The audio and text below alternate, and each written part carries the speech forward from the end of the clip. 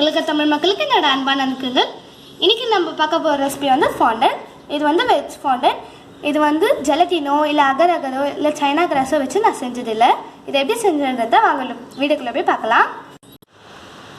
இன்றைக்கி நம்ம veg fondant எப்படி பண்ணுறதுன்றதை தான் பார்க்க போகிறோம். ஆல்ரெடி நான் வந்து ஜெலட்டின் வச்சு fondant ரெசிபி செஞ்சுருக்கேன். அதில் வந்து நிறைய பேர் கமெண்ட்டில் ஹனியும் ஜெலட்டினும் இல்லாமல் fondant செஞ்சு காமிங்கன்னு கேட்டிருந்தாங்க. அதனால தான் இந்த வீடியோ நான் இன்றைக்கி போடுறேன். இதில் வந்து ஒரு 3 ஸ்டெப்ஸ் இருக்குது. அந்த 3 ஸ்டெப்ஸுமே நீங்கள் வந்து கரெக்டாக ஃபாலோ பண்ணிங்கன்னா பர்ஃபெக்டான ஒரு fondant நீங்கள் செய்யலாம். ஃபஸ்ட்டு நம்ம செய்ய ஆரம்பிச்சிடலாம். அதுக்கு நம்ம ஐசிங் சுகர் ரெடி பண்ணிடலாம். ஐசிங் சுகர் செய்கிறதுக்கு நான் வந்து பவுடர் சுகர் எடுத்து வச்சுருக்கேன். சுகரை நான் மிக்சியில் நல்லா அரைச்சிட்டேன். அரைச்சதுக்கப்புறமா ஒரு வாட்டி ஜலிச்சு எடுத்துருக்கேன். இதை பார்த்தீங்கன்னா நல்லா ஃபைன் பவுடராக இருக்கணும், ரவராகவே இருக்கக்கூடாது. இப்போ ஐசிங் சுகர் எப்படி செய்கிறன்றதை பார்க்கலாம். 1/2 கப் நான் ஒன்று எடுத்துருக்கேன். இப்போ அதில் ஒரு 1/2 கப் பவுடர் சுகர் எடுத்துக்கலாம். ஃபுல்லாக வரணும். இந்த மாதிரி லெவல் பண்ணிக்கோங்க. லெவல் பண்ணதுக்கப்புறமா 1 டீஸ்பூன் எடுத்துக்கோங்க. இப்போ இதில் 1 டீஸ்பூன் எடுத்து பவுடர் சுகரில் போட்டுடலாம். இதே டீஸ்பூனில் நம்ம ஒரு கார்ன்ஃப்ளவர் எடுக்க போகிறோம். டீஸ்பூனை மாற்றி எடுத்துடாதீங்க, அதே டீஸ்பூன் தான் நமக்கு தேவை. அவ்வளோதான். நான் திருப்பி உங்களுக்கு கிளியராக சொல்கிறேன். இப்போது 1/2 கப் நம்ம ஆல்ரெடி பவுடர் சுகர் எடுத்து வச்சுருந்தோம்ல, அதுலேருந்து 1 டீஸ்பூன் பவுடர் சுகர் திருப்பி எடுத்து எதில் நீங்கள் பவுடர் சுகர் வச்சுருக்கீங்களோ அதிலே போட்டுருங்க. எந்த டீஸ்பூனில் நீங்கள் 1 டீஸ்பூன் பவுடர் சுகர் எடுத்தீங்களோ அதே அளவுக்கு நீங்கள் 1 டீஸ்பூன் வந்து கார்ன்ஃப்ளவர் எடுத்து போட்டுக்கோங்க.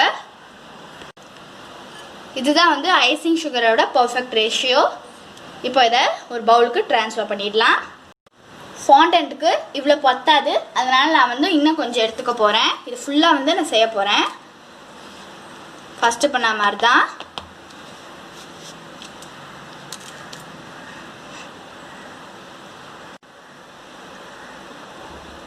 ஒரு டீஸ்பூன் எடுத்து போட்டுக்கலாம்.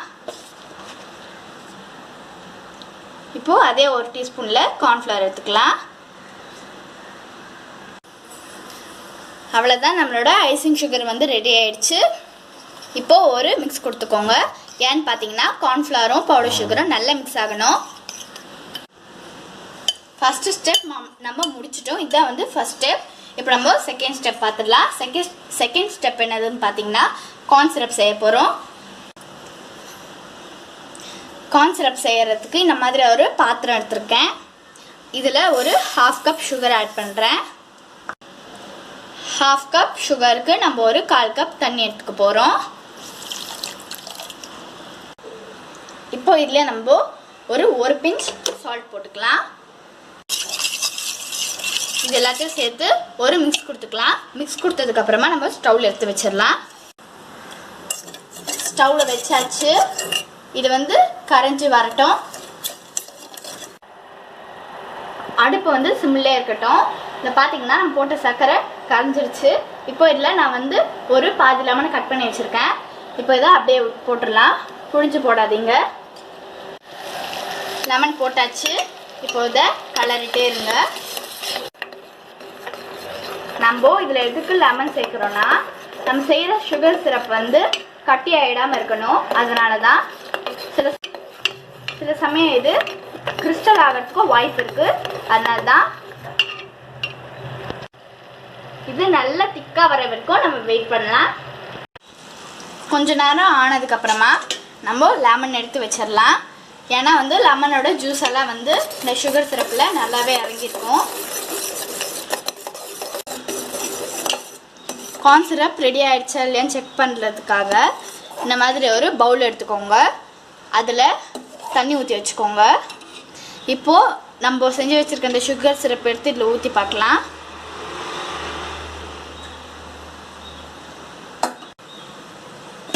இப்போ நம்ம போட்டதை பாருங்கள், கட்டியாக எவ்வளோ அழகாக வருதுன்னு பாருங்கள்.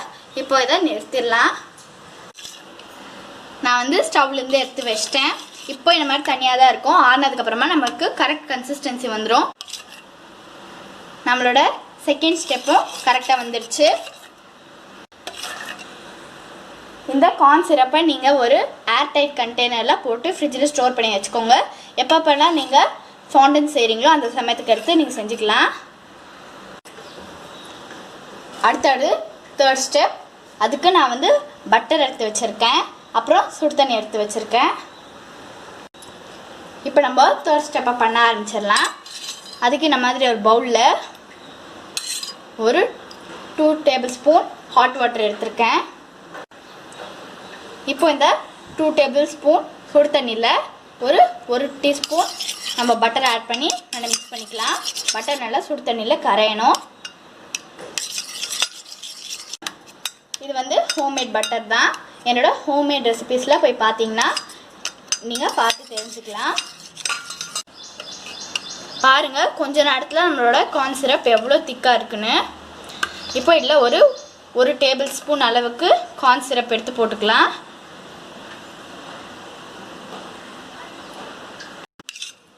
அவ்வளோதான். இப்போ நம்ம பட்டர் மிக்சர் சூப்பராக ரெடியாக இருக்குது பாருங்கள்.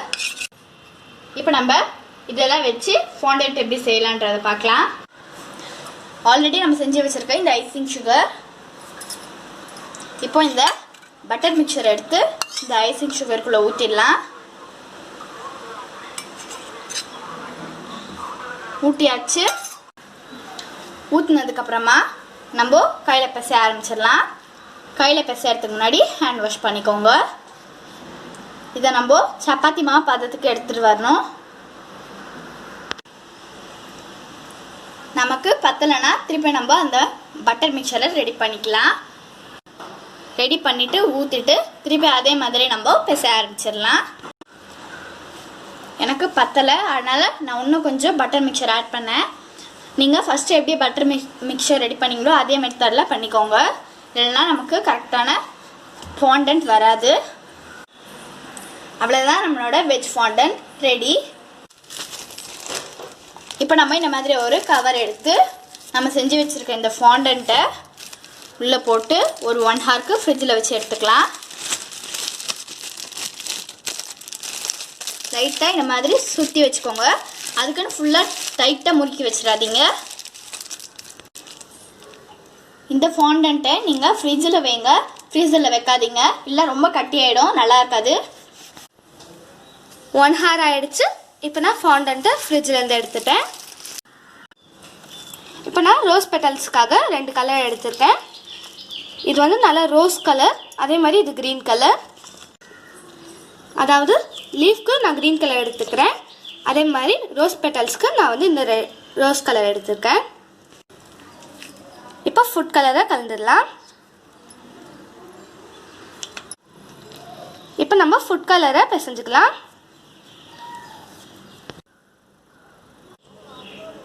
இப்போ ரோஸ் பெட்டல்ஸை எப்படி செய்யலான்றதை பார்த்துடலாம். அதுக்கு இந்த மாதிரி குட்டியாக ஒன்று எடுத்து இந்த மாதிரி ரோல் பண்ணி வச்சுக்கோங்க. மீதியெல்லாம் பெட்டல்ஸ்க்கு இந்த மாதிரி குட்டி குட்டியாக இந்த மாதிரி குட்டியாக பால்ஸ் இருக்கிறத வச்சுக்கோங்க.